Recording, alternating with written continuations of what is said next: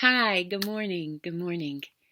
Today is Saturday, April 11th, and I was thinking how this day always is a strange day, the in between day between Good Friday and Easter. It's that silent day in the Gospels. In fact, it was the Sabbath, and in homes around the city, Jesus' former followers huddled in stillness. For them, it was finished. The future had been buried the day before with Jesus. They had nothing more to live for.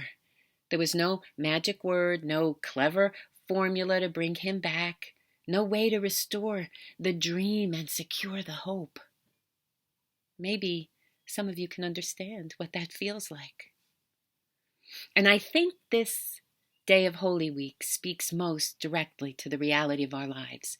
Because the truth is, most of our days aren't filled with the unbearable pain of Good Friday, but neither are they filled with this unbelievable joy of an Easter. Oh, sure, we sometimes go through days of great pain and sometimes of great joy, but most of our days fall somewhere in between. Most are, in fact, times of waiting to get into a good school, to meet the right person, to get a job, to get married, get pregnant. Then we wait for our kids to move out, waiting for the diagnosis from the doctor, waiting for this coronavirus to end, waiting to get back to normal, waiting for life to just get better. We're always waiting for something. And waiting is hard sometimes. It takes energy. And what's interesting is that I read somewhere that there are actually different kinds of waiting. There's the wait of despair, where we know, or at least think we know, that things could never get better, that God could never do anything with our situation. Maybe it was this kind of waiting that forced the fearful disciples to hide behind closed doors, cowering in terror. It's hopelessness. And right now, there's a lot of hopelessness going on. And then there's the weight of passivity, as if everything were up to fate. And in this waiting, there is no despair, but there's not much anticipation of anything good either. It's that it is what it is philosophy. Oh, I hate that kind of talk because it renders us just as hopeless as the first. It says things will never get better, so I might as well just accept it. I won't accept that. I don't believe that's how we are to live, not for a moment. And finally, there's the wait called hope. It's an active waiting. It knows that even in the worst of situations, even in that darkest time, even in the midst of this awful pandemic, God is still at work, even if we can't see it right now. It's believing that no matter how bad things might get, God is with us. And if He's with us, then nothing is impossible, including getting through this pandemic. This is the kind of waiting we need to be doing now. At least that's what I'm trying to do.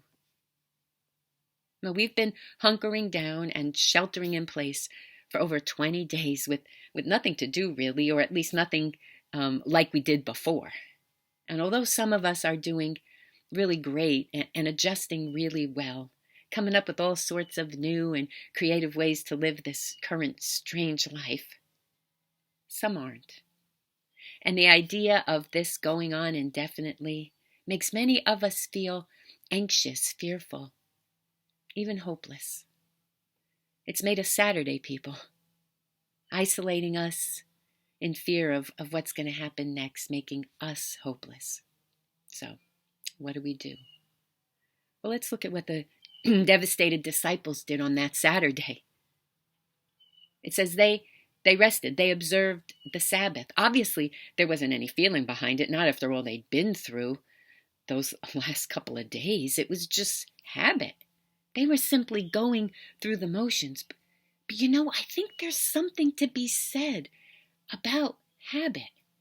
Because you see, right now, if all we can do is just get through the motions, go through the motions each day, trying our best these motions can keep us going until that time comes when we can go out and do the things we used to do, the things we love doing.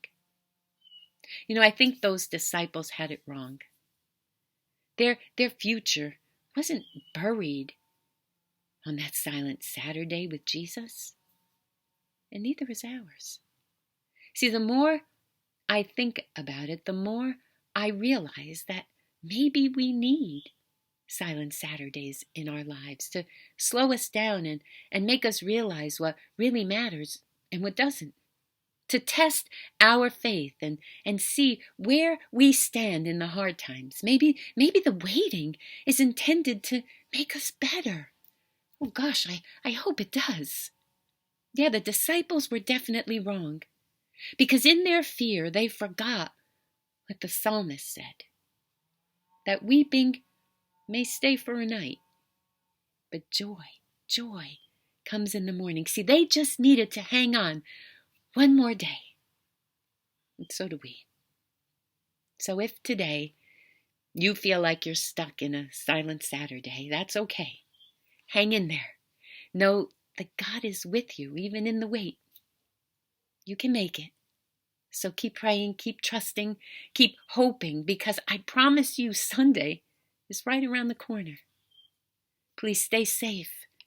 And in your homes, please wash your hands and look for the blessings. They really are all over the place. And if you're having a hard time finding any of them, here's one if you need it. CNN said that the Himalayas can currently be seen from over 100 miles away because there's less pollution in the air. People in India say that they haven't seen those magnificent mountains in decades. Some blessing, huh? Look, we're going to make it through this. We really are. I love you guys, and I'll see you tomorrow. God bless you. Peace.